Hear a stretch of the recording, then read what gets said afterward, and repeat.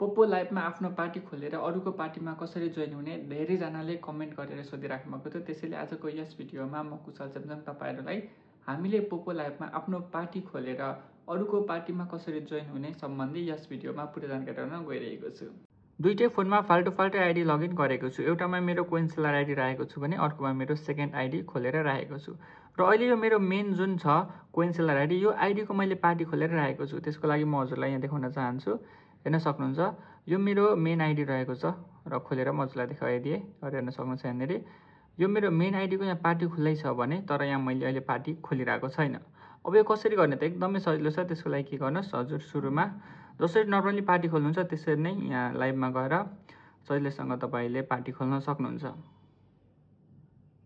मैले अहिले mic of गरिदिए ल हेर्न सक्नुहुन्छ यहाँनेर मेरो पार्टी खुल्लै छ।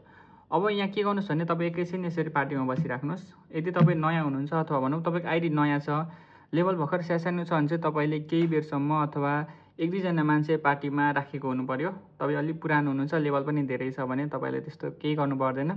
नयाँ हुनुहुन्छ, नयाँ आइडी हो, भर्खर पार्टी खोलेको छ अथवा तपाईँको एजेन्सी पनि नयाँ हो, मेम्बरहरू खासै धेरै छैन, खासै धेरै त्यस्तो लेभल पनि छैन भने चाहिँ तपाईँले एकैछिन राख्नु होला, मेम्बरहरू आउनु दिनु होला।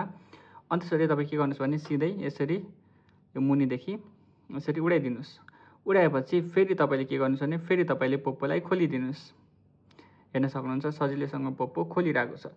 र यता ब्याकग्राउन्डमा हेर्नुहुन्छ भने यहाँनेरि मेरो पार्टी जस्ताको त्यस्तै यहाँनेरि चलिरहेको छ।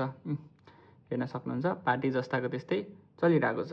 तर यता भने म पार्टीबाट ब्याक आइसकेको छु र अब सजिलैसँग म यहाँदेखि अरूको पार्टीमा अरूको लाइभमा जान सक्छु।